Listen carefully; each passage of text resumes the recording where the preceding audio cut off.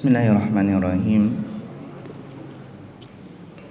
Assalamualaikum warahmatullahi wabarakatuh.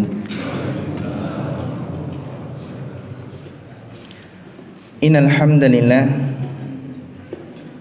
nahmaduhu wa nasta'inuhu wa nastaghfiruh wa na'udzu billahi min syururi anfusina wa min sayyiati a'malina. Man yahdihillah fala mudhillalah wa man yudlil fala hadiyalah. Asyhadu an la ilaha illallah wahdahu la syarikalah wa asyhadu anna Muhammadan abduhu wa rasuluh. Allahumma shalli wa sallim ala nabiyyina Muhammadin wa ala alihi wa sahbihi wa man tabi'ahum bi ihsanin ila yaumiddin, amma ba'd. Ingkang kula hormati sesepuh bini sepuh, bapak-bapak, ibu-ibu, mas-mas, mbak-mbak, adik-adik jamaah salat subuh Masjid Al-Ikhlas ingkang mugi-mugi tansah dipun rahmati Allah Subhanahu wa taala.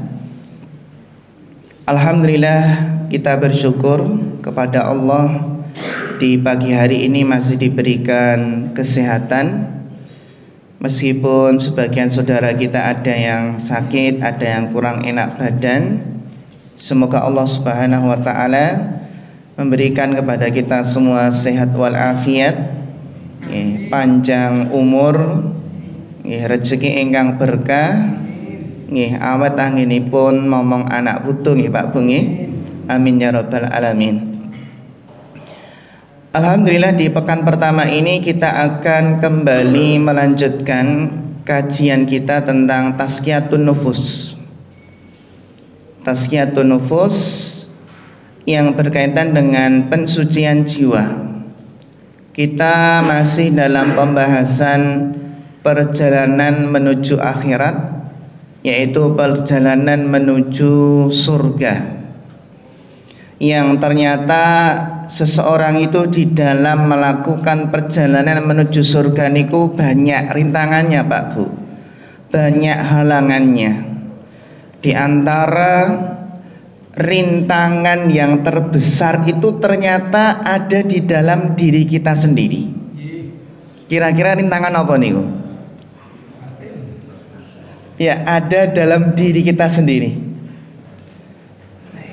Ternyata rintangan terbesar yang menghalangi dan menghambat perjalanan seseorang menuju surga itu adalah hawa nafsu. Betapa banyak seseorang itu memperturutkan hawa nafsunya sehingga terhalang dari surga dan terjerumus ke dalam lembah neraka. Akhir-akhir ini kita sering Bapak Ibu mendengarkan berita yang menggemparkan, berita yang tidak masuk akal, yang itu semua adalah bentuk memperturutkan hawa nafsu. Terutama hawa nafsu berkaitan dengan fitnah dunia, berkaitan dengan fitnah syahwat, yaitu ujian dunia niku intinipun wonten tiga: wanita, harta, dan tahta. Karena dunia niku ngendikanipun Rasulullah, inna dunya hulwatun khadirah. Dunia itu hijau dan manis. Tiyang niku nggih remene sing ijo-ijo, sing legi-legi nggih. Nek bapak-bapak pun sepuh niki ketingale ngirangi napa niki? Ngirangi gula nggih. Ngirangi gula nggih. Remen sing ijo-ijo, sing legi-legi. Karena hijau dan manis sehingga banyak yang tergoda.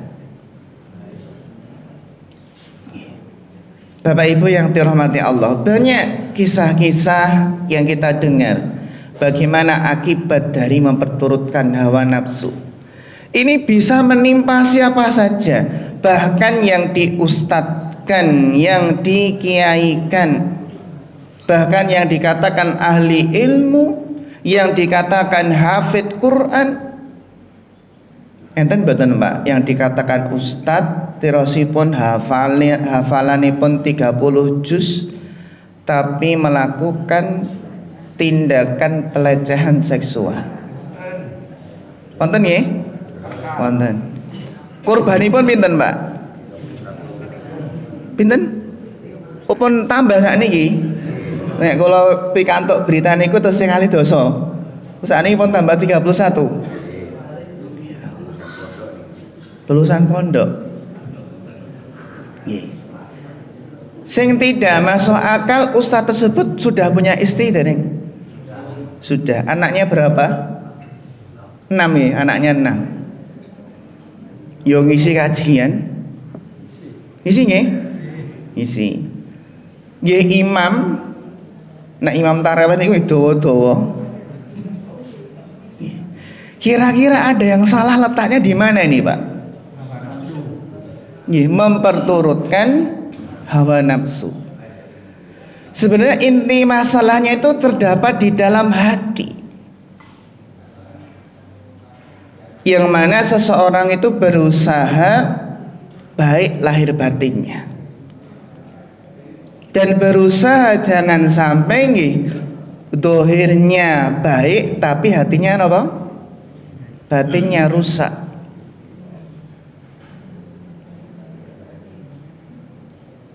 Belum lama melih di bidang kesehatan, enten boten dokter ingkang melakukan tindakan yang tidak pantas? Wonten nggih? Wonten. Bahkan pasienipun niku nembe napa nenggo bapakipun nggih yang sekarat. Dereng melih wingi dokter kandungan. Bahkan juga bisa menimpa dunia pendidikan kampus, Pak. Enten boten profesor yang melakukan tindakan tidak senonoh kepada mahasiswinya? Wonten.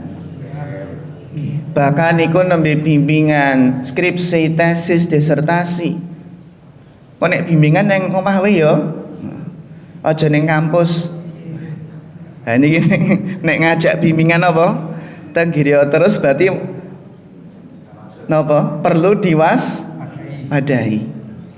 Maksudnya pun yang menawi lawan jenis terus mboten enten apa mboten ditemani teman yang lain rencang yang sanesipun. Bahkan apa Pak Bu itu menimpa di dunia ataupun di bidang-bidang yang lain.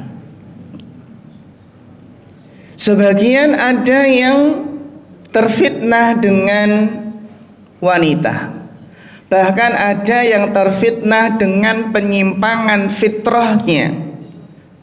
Fitrahnya sudah terbalik, alias jeruk makan jeruk.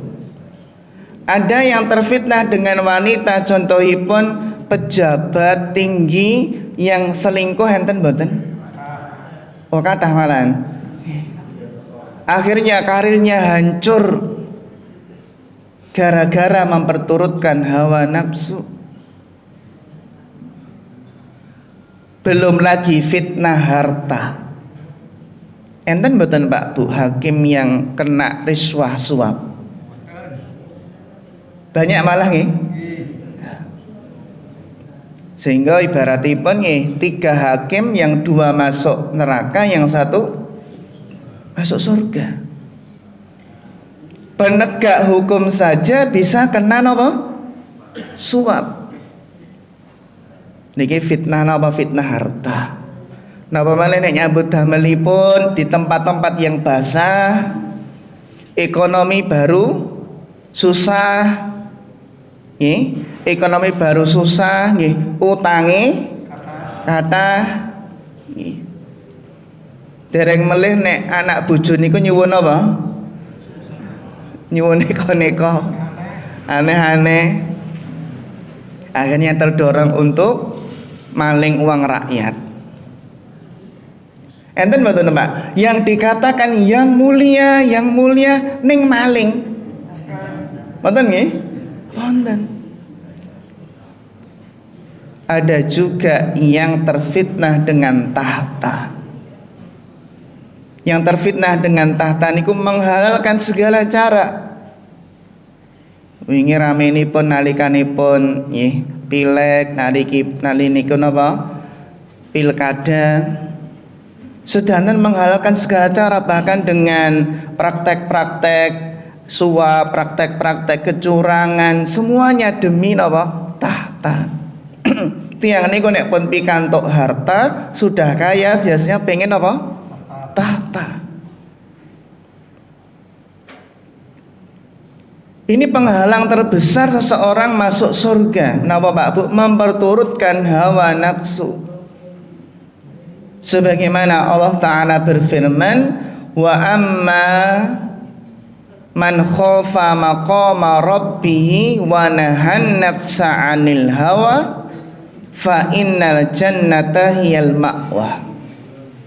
Adapun yang punya rasa takut akan kedudukan Rabbnya, niki Pak Bu, obatipun hawa nafsu niku napa? Merasa punya perasaan apa? Al-khauf, punya rasa takut kepada Allah, merasa diawasi.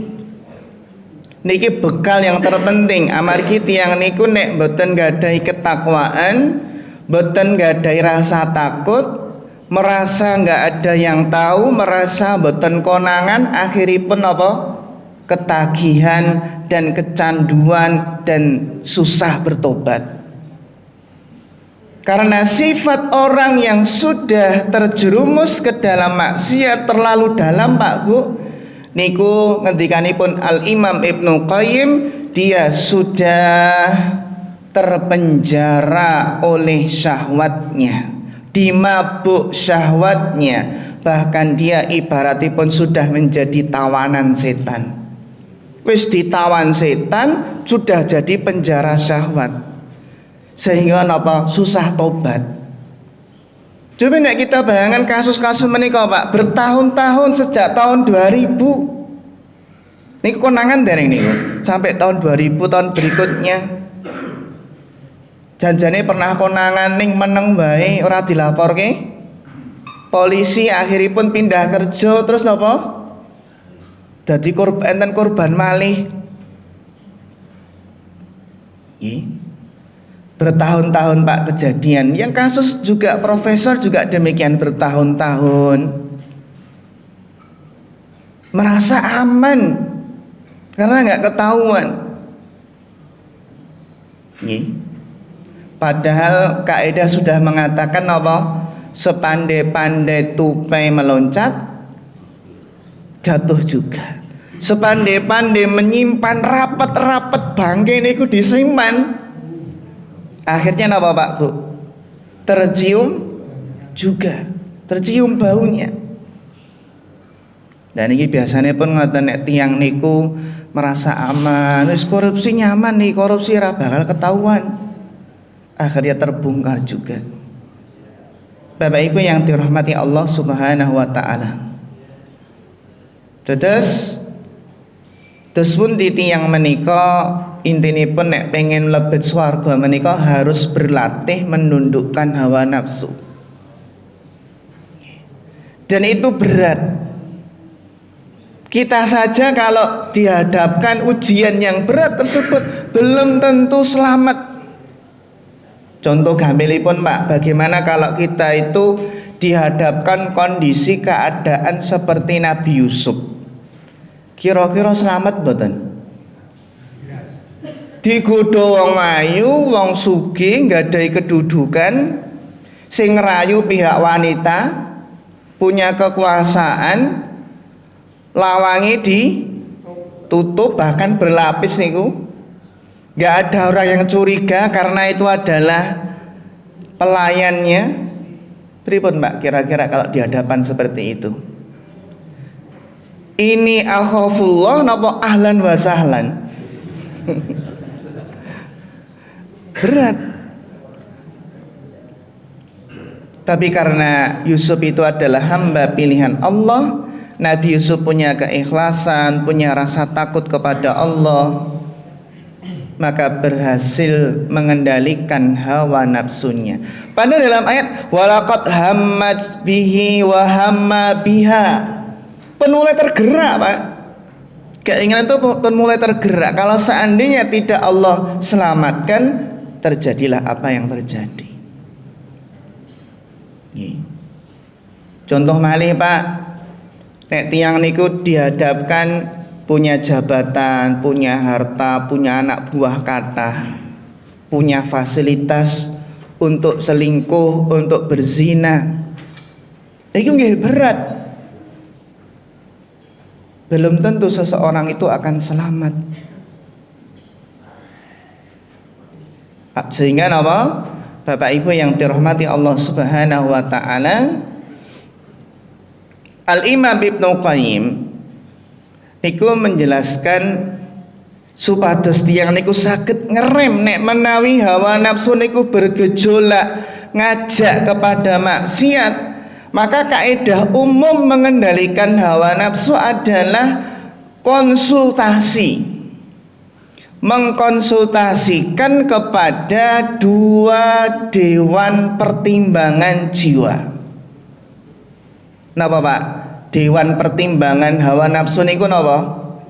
Yang pertama adalah nyuwun konsultasi kepada syariat, yaitu agama Islam. Dan yang kedua adalah konsultasi dengan apa? Akal sehat. Sebelum melangkah ini wow, konsultasi dengan syariat, dinul Islam, agama Islam, dan konsultasi dengan apa? Akal sehat. Al-Imam Ibnu Qayyim Al-Jauziyah niku njelasaken nek tiyang niku sudah mulai balik, itu akan diuji dengan hawa nafsunya. Tidak seperti hewan nggih, itu bebas memperturutkan hawa nafsunya. Dan kata Al-Imam Ibnu Qayyim, ketika sudah balik diuji dengan hawa nafsunya, dan bisa-bisa pada waktu tertentu, jadi setiap waktu itu dia harus siap menghadapi ketika hawa nafsu itu bergejolak. Maka diberikan dua anugerah untuk memberikan keputusan, yaitu syariat dan akal sehat. Konsultasi ketika hawa nafsu bergejolak. Sehingga apa, Mak? Ketika mengajak kepada keburukan hawa nafsu itu konsultasi ini miturut syariat ki piye? Niki ngelanggar rambu-rambu syariat napa mboten? Nek ngelanggar nggih ditutup. Nyuwun sewu sakniki kathah sangat kasus-kasus perselingkuhan itu karena tidak memperhatikan rambu-rambu syariat. Itu enggak hanya menimpa umumnya masyarakat, orang awam saja, tapi juga menimpa orang yang sudah mengaji, bahkan menimpa ustadznya, pengajarnya. Jaring dangun ini kalau dapat info dari ustadz yang bisa dipercaya, ada seorang ibu-ibu umurnya 50 tahun lebih, niku nderek kajian tahsin kepada seorang ustadz. Nek setoran niku nggih dhewe-dhewean, setoran ke rumahnya ustadz berdua-duaan. Akhirnya pripun, Bu? Naudzubillah, akhirnya terjadi apa, Pak? Perzinahan, perselingkuhan. Bahkan nyuwun sewu, ibu ini orang kaya, bojone ganteng, tubuhnya atletis, wong sering nge-gym. Terus yang guru tahsin ini nyuwun sewu, nggih wajahnya napa? Jauh lah sama napa? jauh dengan suaminya. Saestu kita nggak berani mengatakan jelek nih, karena semua ciptaan Allah napa baik. Sampai ada yang gede kok bisa toh bu. Jadi suami jenengan ini kurang nopo? Kurang nopo bu? Kurang elek. Saestu. Dan ini nopo? Ketika memang nggak memperhatikan rambu-rambu syariat, ada dua lawan jenis, terus tidak ada mahram yang menemani, maka yang ketiga nopo? Setan. La yakhluwanna rajulun bimra'atin wa laysa ma'aha dhi mahramin fasalisuhuma syaiton. Wonten malih niki nggih sami dari ustadz yang terpercaya tersebut, pengajar bahasa Arab. Nggih, pengajar bahasa Arab terus napa? Sami kan ketika itu juga ada membina ibu-ibu juga, sering dijabri, sering diperhatikan, Bu, nek iki bahasa Arab ngaten, sering komunikasi. Akhirnya apa, Pak? Terjadilah apa yang terjadi. Sami yuswani pun sudah 50-an. Bahkan Yuan Sewu, Pak, dalam kondisi haji pun ada kisah-kisah seperti itu. Baru berhaji karena apa? Terfitnah, terutama ketika tidak menundukkan pandangan. Karena awal mula pintu masuk hawa nafsu niku nggih wau pandangan. Tresno niku jalan apa, Pak? Saka kulino nyawang akhirnya kok yo ayu, yo ganteng akhirnya pun. Nah, nek pun berkeluarga niku baru ada masalah dengan apa? Dengan pasangannya, akhirnya curhat ke orang lain. Oh, curhat kok merasa nyaman. Wah, akhirnya pun dihiasi oleh setan. Cocok.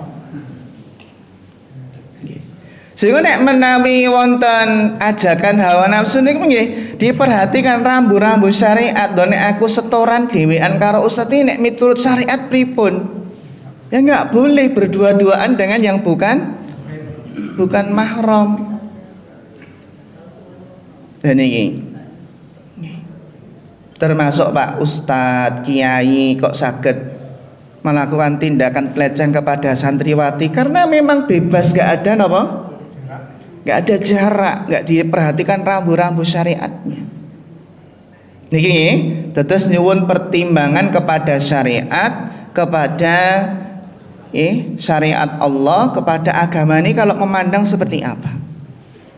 Terus nomor kali nyuwun pertimbangan kepada akal sehat. Kadang nek tiyang niku sudah dibutakan oleh hawa nafsu, akal sehatnya niku sudah nggak berjalan, Pak, nggak bekerja. Contohnya pun pripun, Pak, akal sehat itu menasihati.